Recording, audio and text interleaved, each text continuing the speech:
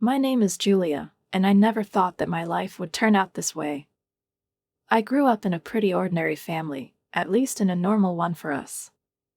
My father was always busy with his window frame business, and my mother took care of the house. We weren't rich, but we were comfortable. Dad rarely talked about work at home. He came in late, gave Mom a quick kiss, asked how things were going at school, and that was all he cared about at first glance. It seemed to me that our house was a small, cozy universe, where it always smelled of fresh pastries, where Mom's laughter rang, and Dad always smiled, even if he was tired after work. I was happy in my own world of love and stability, but one day everything changed. I was 22, had just graduated from college, and was trying to figure out what to do with my life when I accidentally overheard my father talking on the phone. His voice sounded strained, with barely contained anger like I'd never heard before. "No, of course not. I won't let you take over my company," he said firmly, and I felt a chill run down my spine. "I've worked too hard for this to just give it away." He lowered his voice further, but that was enough for me. My stomach churned with anxiety. Dad's company has problems. I didn't know how serious it was, but if Dad was that angry, it meant everything was bad. Why didn't he say anything at dinner? I tried to catch his eye as we sat at the table, but he looked the same as always, calm, joking with my mom about how she had overstocked the meat in the oven again, but I noticed how his smile did not reach his eyes, how his fingers were tensely clenched on the cutlery. I couldn't just sit and wait for everything to collapse, but what could I do?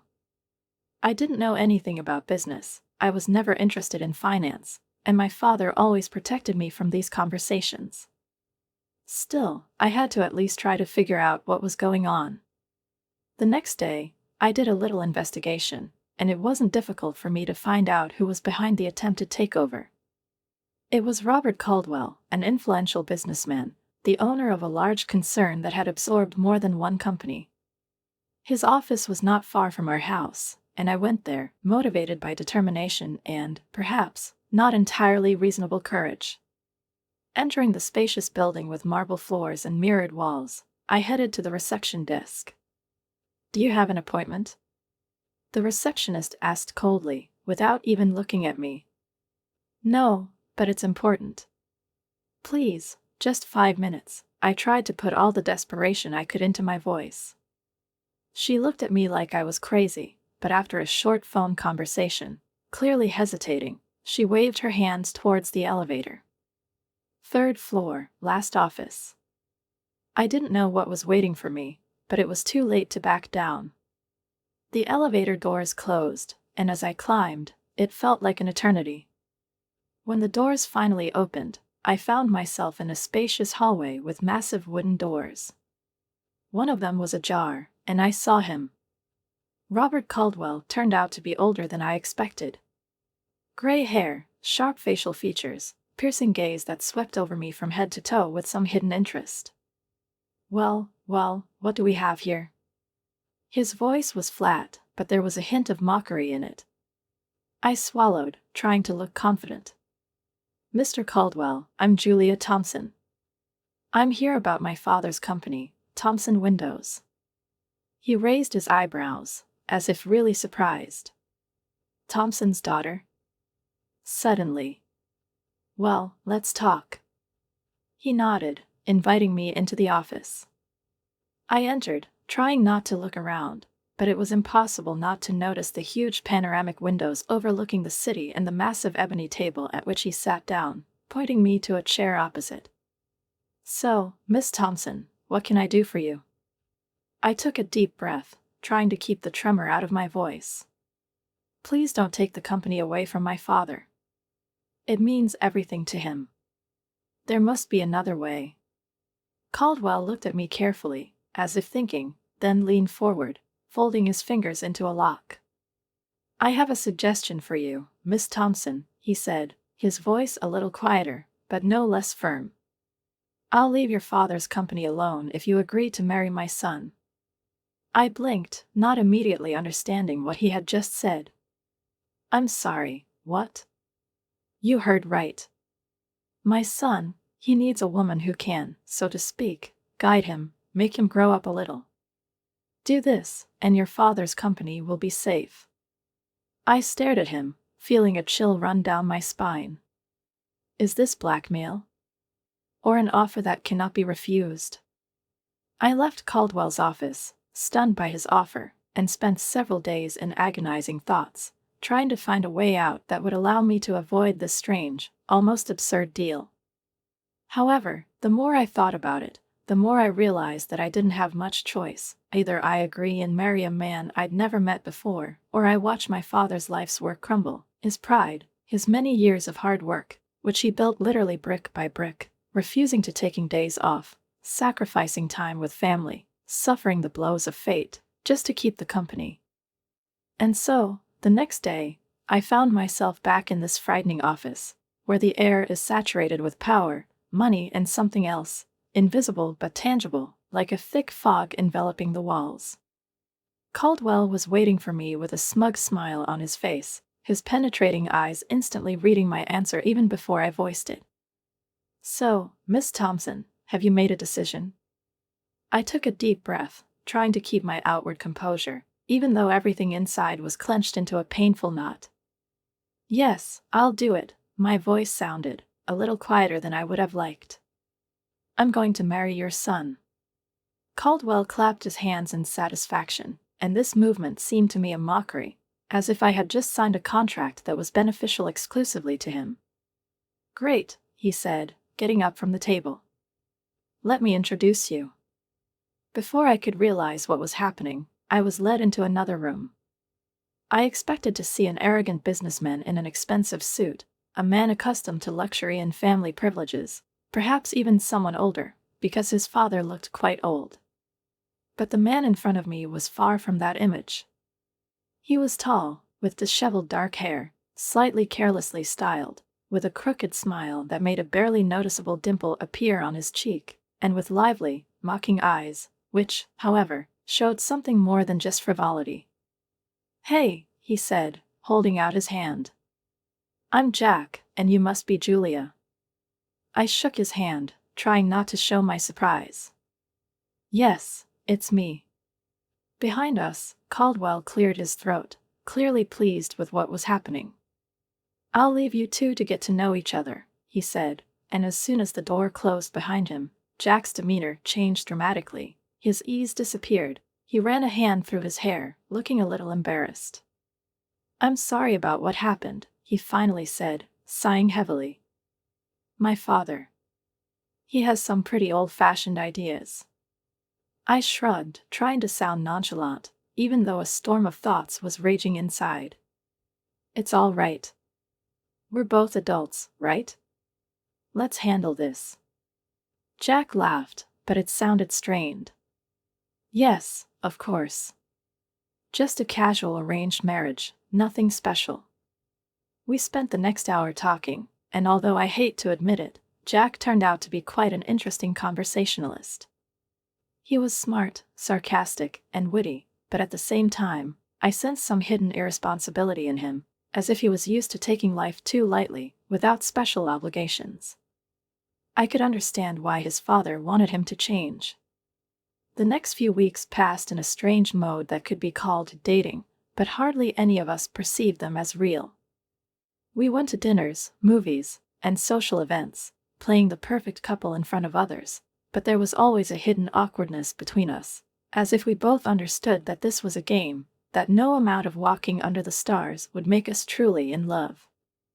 And now, 6 months after that fateful meeting in Caldwell's office, I was standing at the altar in a gorgeous wedding dress, holding my father's arm. He looked proud and happy, completely unaware that there was a deal behind this marriage. I did it for him, for his business, for his peace of mind.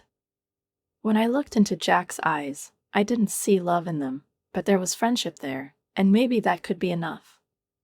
The reception was lavish, sparkling, filled with clinking glasses and forced smiles. Among the many guests, Jack's mother, Elizabeth Caldwell, a woman with perfect posture and an equally perfect expression, came up to me. "Welcome to the family, dear," she said with a cold smile, her voice dripping with insincerity. "I really hope that you will make Jack happy." I put on my best fake smile as I replied, "I'll definitely try, Mrs. Caldwell." As we were leaving the gym, going on our honeymoon, I caught a glimpse of my father-in-law. He was beaming, obviously pleased with himself, like a chess player who had just checkmated. I felt a flash of anger. To him, it was just a game. The first few years of our marriage were interesting, so to speak. Jack and I are used to a strange routine. We lived in a luxurious house, which he could afford thanks to his father's money, but at the same time there was always a feeling between us that we were not spouses, but rather good neighbors living under the same roof. We didn't quarrel, but we also didn't love each other, and we felt nothing but mutual respect and friendly acceptance of the inevitable. However, as time passed, something began to change. I tried my best to be a good influence on Jack, to guide him towards responsibility, stability, maturity, the very thing that, according to his father, he lacked so much. And, slowly but surely, I began to notice the changes. He spent less and less time in noisy bars with friends who were only interested in parties and gambling, less and less often came home unconscious after another night out, more and more often stayed in the office with his father, studying the company's affairs, immersing himself in complex business processes that he had not even thought about before. I saw how his gaze changed, how the easy nonchalance with which he was accustomed to treat life disappeared, how instead of mocking indifference, something like ambition appeared, the desire to prove that he was capable of more. And the most amazing thing is that I wasn't the only one who noticed it. I saw how the elder Caldwell, a man who always hid his emotions behind a mask of cold restraint, increasingly looked at his son with sincere pride, how he held his gaze for a long time, how a satisfied smile flickered on his face when Jack confidently presented his own ideas at meetings with partners. It made me feel that maybe this whole strange arrangement, this whole absurd situation that we found ourselves in, wasn't so pointless, that I was really able to change something in Jack's life, set him on the right path, and therefore, it wasn't for nothing that I became a part of this union. But if Jack's father was pleased, then his mother looked at me in a completely different way. She never said anything directly, never expressed obvious displeasure, but I could feel her disapproval radiating from her in waves, how she pursed her lips when I started talking, how her gaze, full of hidden criticism, swept over me at family dinners. She never allowed herself to be openly rude, but her ambiguous compliments were sharper than any sarcastic remark. "Oh, Julia," she said, looking at me attentively, "what an interesting dress. It's so brave of you to choose such a style." I clenched my teeth, smiled, and replied in a flat voice, "Thank you, Mrs. Caldwell." But despite her sarcastic remarks, despite the coldness and distance she maintained, I continued to hope. I hope that maybe over time Jack and I will be able to love each other, that maybe when we have children, when we become a real family, something will change. But fate decreed otherwise. It was a fresh autumn day when we learned the news that crossed all my expectations. Jack and I sat in the doctor's office, tense and silent, while the doctor flipped through the test results. "I'm sorry," he finally said in a soft voice, "but the tests show that you, Mr. Caldwell, are not capable of having children." His words sounded to me like a physical blow, as if someone had knocked the ground out from under my feet. I didn't know what to say, how to react. I glanced at Jack, but his face remained unreadable. He just nodded, as if nothing he had heard mattered to him. No children. The only thing I had hoped for, which could bring us closer, make our union something more than an empty deal, has now become impossible. That night, as I lay awake staring at the ceiling, I thought about my parents, my father, and his business, which had been booming since I married Jack. The company not only resisted, but also grew significantly, the turnover doubled, and my father signed contracts that he could only dream of before. I was happy for him, really. But there was an emptiness gnawing at me inside. I wanted something more. I wanted to feel like my life belonged to me, that I was doing something meaningful, that I wasn't just the wife of an heir to a large fortune, or just someone's part of a deal. I want to work, I told Jack over breakfast the next day. He raised his eyebrows at me without looking up from the phone screen. Why would you do that? We have more than enough money. I took a deep breath, holding back my irritation. It's not about the money, Jack. I want to feel like I'm doing something important. He shook his head, chuckling. Wives don't work in our circle, they do charity work. Why don't you start a foundation or something? That's how the Julia Caldwell Foundation for Children with Cancer was born. It wasn't exactly what I imagined, but it gave me a purpose. I threw myself into my work, organized fundraisers, visited hospitals, and helped families who were fighting for their children's lives. And Jack? Jack seemed indifferent to what I was doing. He only took part in events when it was necessary for the press, but I knew he didn't care. As much as he didn't care, it was important for me to do at least something that benefits. We lived parallel lives.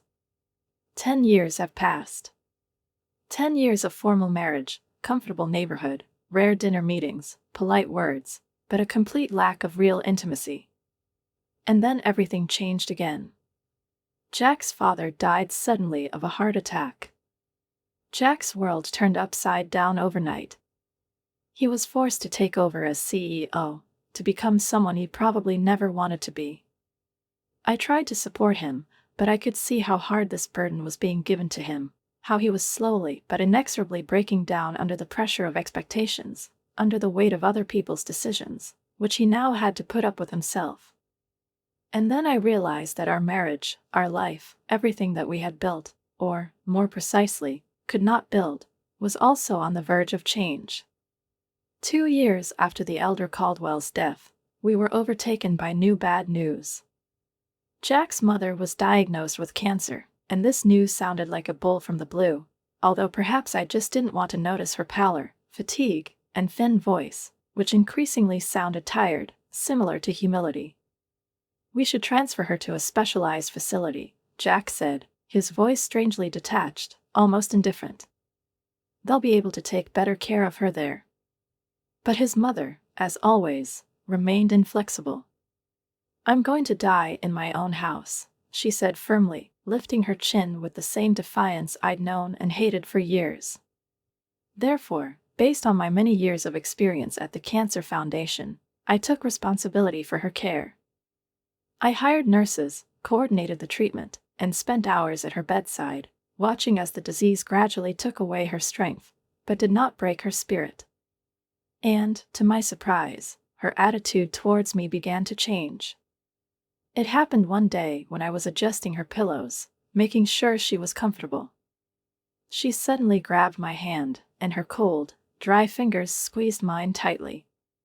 "You're a good woman, Julia." Her voice was weak, but there was a sincerity in it that I hadn't heard before. "I'm sorry I didn't notice it sooner." I felt tears welling up in my eyes. "Thank you, Mrs. Caldwell," was all I could say. It's been 5 years since Jack took over his father's company. I would like to say that things have improved during this time, that he has managed to meet the expectations that were placed on him, that he has become the leader that was expected of him. But the truth was completely different. Jack's behavior became more and more unpredictable. He drank more than ever, could stay away from home all day, came at odd hours, and when he was around, he got annoyed at nothing, snapped at me for the slightest little things that he simply hadn't noticed before. And then there was that call. "Mrs. Caldwell, I'm sorry to bother you." His assistant's voice sounded anxious. "But Mr. Caldwell hasn't been in the office for several days. Is he all right?" I tried to lie that he was busy, that he was taking care of the company's business, that he might have just left for a couple of days, but deep down I knew that the problem was much more serious. When he finally came home that night, staggering, drunk, I couldn't keep quiet anymore. "Jack, what's going on?" I asked, trying to keep my voice steady. He snorted, laughing bitterly. "My assistant called you, didn't she? You haven't been in the office for several days." He leaned back against the wall, casually unbuttoning his shirt collar, and looked at me with an expression I couldn't understand, a mixture of fatigue, contempt, and something else, something broken. A job? What's the point? His voice was full of bitterness. The company is going down anyway. Dear old Dad left me a sinking ship, and I couldn't keep it afloat. I couldn't believe what I was hearing. All this time, I swallowed, trying not to let my voice falter. All these years you've been working, trying to prove to your father that you can handle it, and now you're just giving up. Give up? He chuckled. I just accepted the inevitable.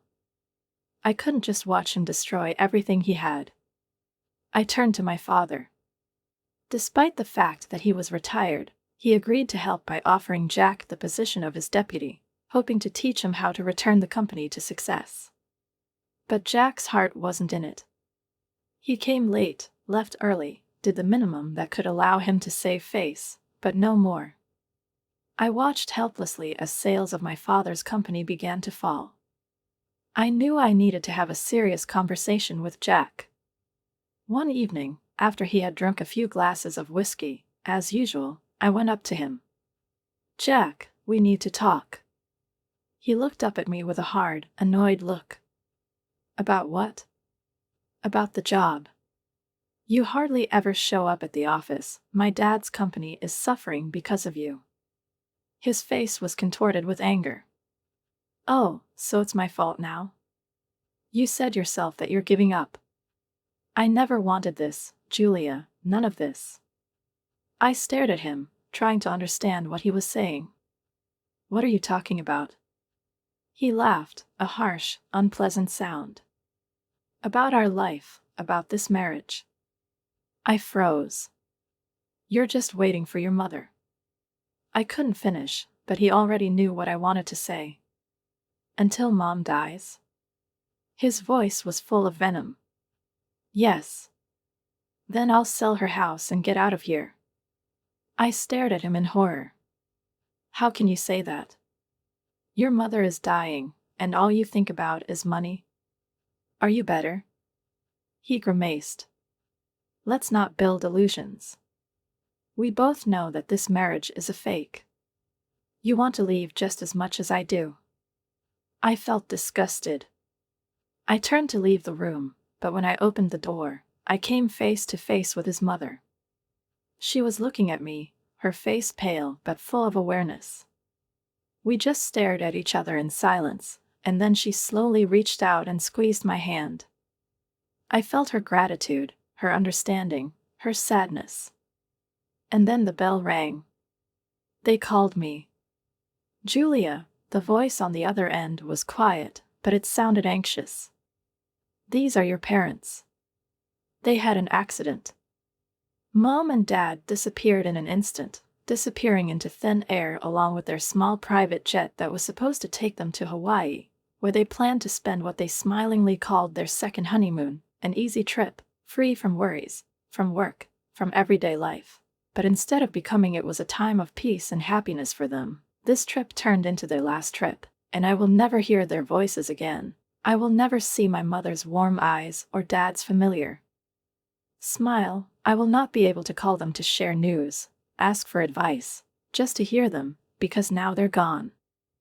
I expected that at this moment, when my world was falling apart, when the earth was falling away from under my feet, the one who should have been the closest person to me, my husband, the man with whom I had lived for more than 10 years, would be there. But Jack was not there. He did not even bother to appear at the funeral, and while I was standing next to 2 black coffins that were slowly sinking into the ground, while I was listening to the words of the priest, which were supposed to bring me comfort, but instead only increased the feeling of emptiness, I felt for the first time that something new was starting to light up inside me, not just pain, not just sorrow, but something more hotter, something stronger, something that grew with every second that I stood alone, all alone, on this most important and terrible day of my life.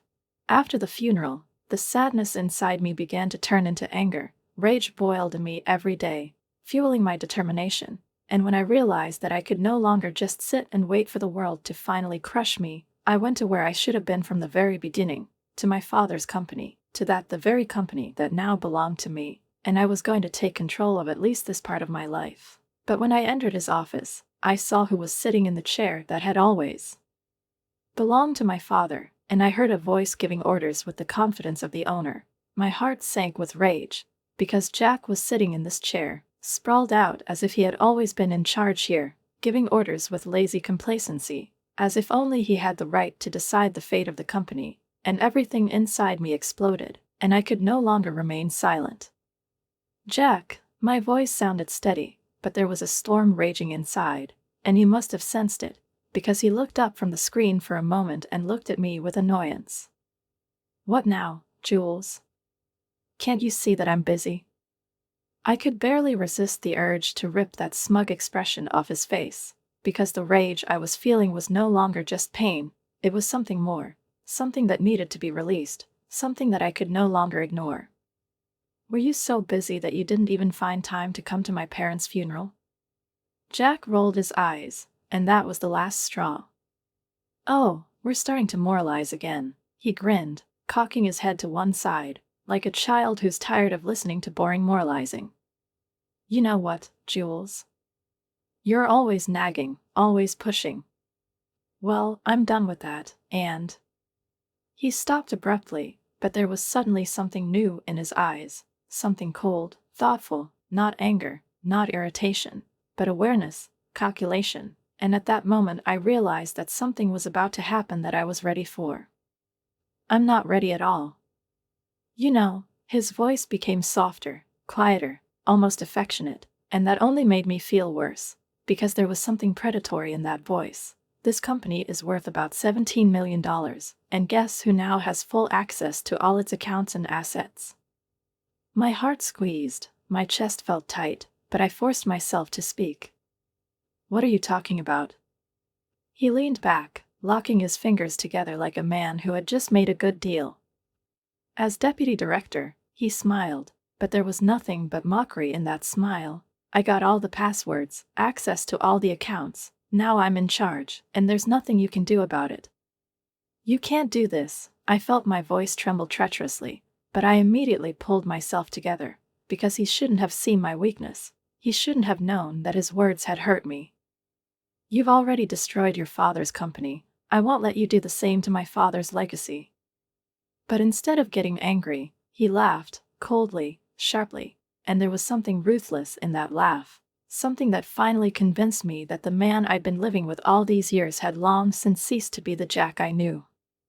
"Oh, I'm not going to run it," he said, as if it were something obvious. "I'm going to sell it. In parts." I took a step back, not believing what I was hearing. "You can't." "I can." He shrugged and turned to his computer with lazy carelessness, and a moment later I saw with horror how he transferred a huge amount from the company's account to his personal account, and everything in me shrank. "Here," he said, turning to me. "This is enough to relax a little." And then, as if none of this mattered, he opened a desk drawer, pulled out a stack of papers, and casually tossed them to me. "Oh, and here are the divorce papers. I think it's time to end this farce, don't you?" I caught them without even realizing what I was doing, just clutching the smooth paper in my fingers, which already had his signature on it. My mind was in chaos. It was too fast, too much. My parents were dead, my marriage collapsed, my father's company was stolen right in front of my eyes, and I felt crushed, broken. But instead I suddenly realized that I was feeling something completely different, not despair, not helplessness, but determination, the one that had always been dormant. Somewhere inside, the one that I had always missed, but now, finally, it's time. I left the office that day clutching the divorce papers in my hand, but with every step I took, I felt something inside me change, and for the first time in a long time, I knew for sure, I would no longer let someone control my life. I would no longer be weak, and if Jack thinks that he can destroy everything that is dear to me, then he is deeply mistaken, because I am still here, and now I am going to fight. I went straight to the office of my father's lawyer, the only person who could help me sort out the chaos my life had become over the past few days. Mr. Henderson was not just my father's confidant, but also his close friend, advisor, and a man who had accompanied his business from the very beginning, knew all the subtleties of company management, understood its structure, and perhaps knew the answers to those questions that were burning me from the inside out, depriving me of peace, sleep, and the ability to think clearly. "Julia," he said, standing up to greet me as soon as I entered his office, his voice filled with genuine sympathy. "I'm so sorry about your parents. How are you holding up?"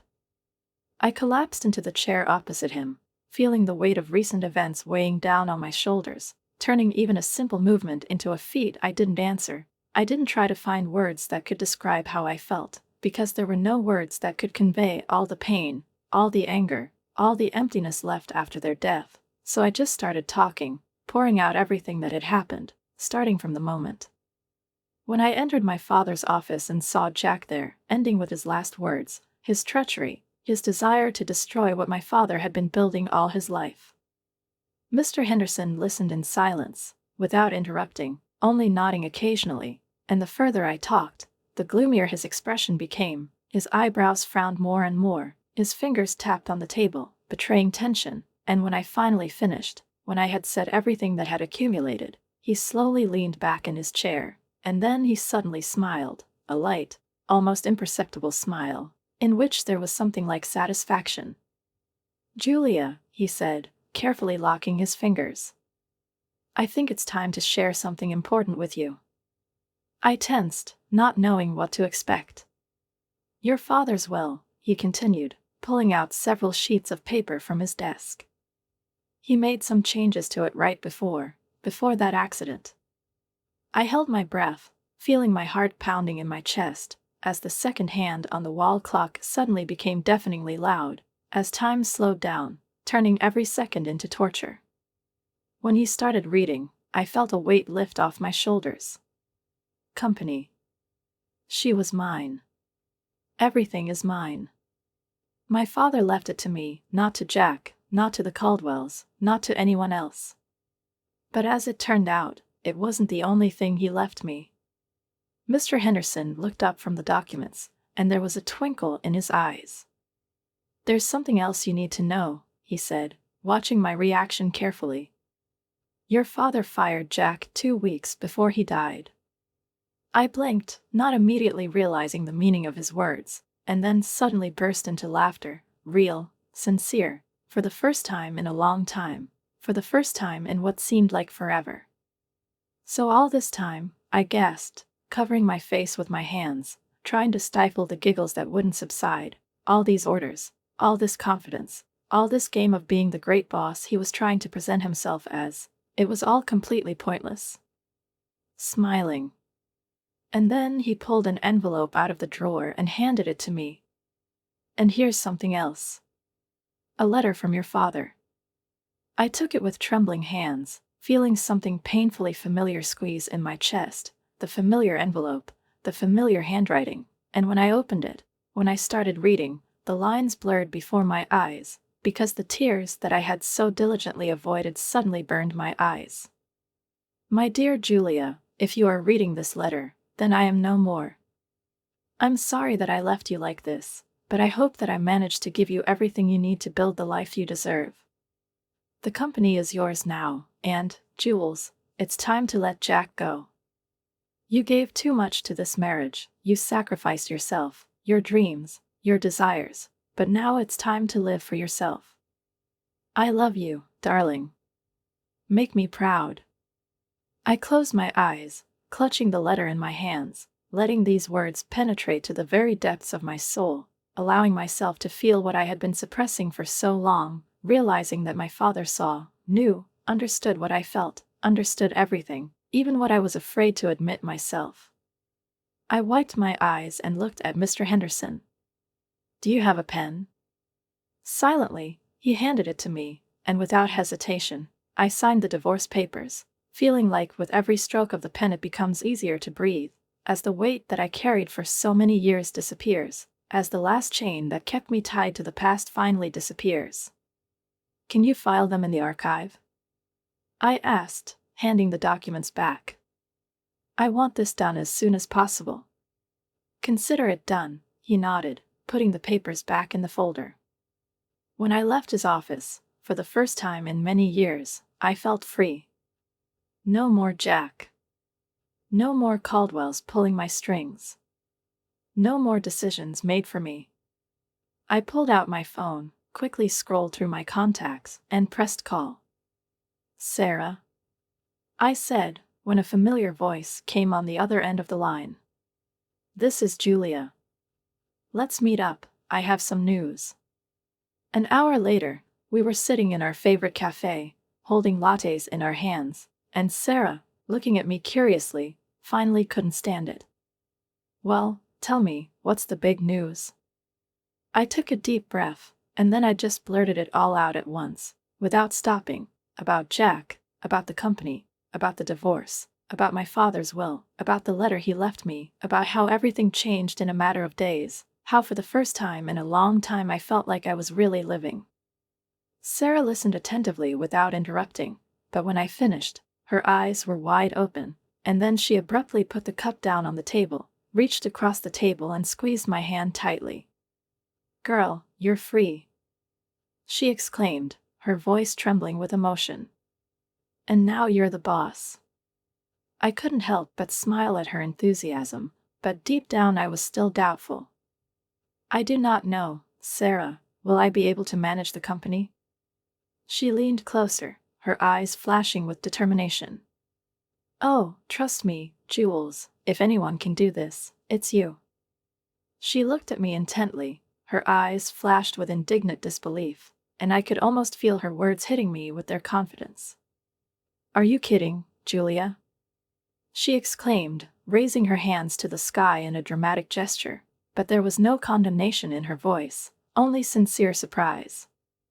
You've been running this charity foundation as a professional for many years, you're smart, you're organized, you always know what you want and how to achieve it, and most importantly, you really care about people, not just numbers and profits. Damn it, you're going to be an amazing CEO. I smiled, feeling something warm unfolding in my chest, something like hope, faith in myself, which I may have lost for too long amid other people's expectations and roles imposed on me. The conversation with Sarah gave me determination, and when I left the cafe, when I felt the cool evening wind on my skin, when I realized that I didn't want to wait any longer, I didn't want to delay a minute, I headed to where sooner or later I would have to go anyway, to the house that I once considered my own. To Jack's house to finally pick up his things and put an end to this stage of his life. I had never thought of this house as something alien, but now, standing in front of the massive front door, I suddenly realized that it had never been mine, that in all the years I had spent here, I had never felt like a part of it, and only now, when I came, in order to finally leave, this realization became quite obvious. I opened the door, went inside, walked down the hallway, and when I found myself in the living room, I saw a thin, haggard figure sitting in one of the armchairs. Elizabeth. Her face looked tired, exhausted, and the disease had left its mark on her features, but there was still that steely gleam in her eyes that I remembered from the first day we met. Elizabeth, I said softly, not wanting to scare her, I've come to pick up my things. Jack and I were getting divorced. I expected to see coldness, aloofness, and habitual indifference in her eyes, but to my surprise, she suddenly abruptly turned away, and I managed to notice tears glistening on her eyelashes. Julia.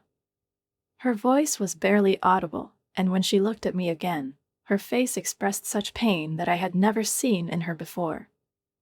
I know I haven't always been kind to you, but you've been so kind to me. She paused, as if gathering strength for the next question, and then said the last thing I expected to hear. Would you consider taking me with you? I froze, startled by this unexpected turn, stunned by her request, and perhaps if I had been a different person, if I had been someone less emotional, someone who could afford to think coldly and calculatedly, I would have refused, but at that moment I saw in her not my former mother-in-law, not a woman who had looked at me with disapproval for years, but just a man who was left alone, who, despite all the mistakes of the past, was now as lost as I was myself. Do you want to come with me? I asked, but before she could answer, the front door slammed open and Jack stormed into the living room, his face flushed with rage. You! Stop it, he shouted, pointing at me with a shaking finger. What the hell did you do? I didn't even flinch, didn't step back, didn't look away. What are you talking about, Jack? The company's accounts are blocked. His voice was trembling with anger. I can't access the money. I straightened up, meeting his gaze with cold determination. You see, Jack, I said in a flat, confident voice, this money is not yours. They never belonged to you. He froze, as if realizing something, but I didn't give him time to think. And by the way, my dad fired you 2 weeks ago, so you don't have any rights to the company. I've already ordered the guards to keep you out of the building. Jack stood in front of me as if stunned by the blow. His lips trembled, his hands clenched into fists. He looked like a man who had just realized that he had lost everything, but even now, even at this moment, he still could not admit his guilt, could not accept the truth. Mom, his voice broke when he noticed his mother putting things in a suitcase. What are you doing? Elizabeth looked up at him, her face a mixture of sadness and determination. I'm going with Julia, she said calmly, and although her voice was weak, there was firmness in it.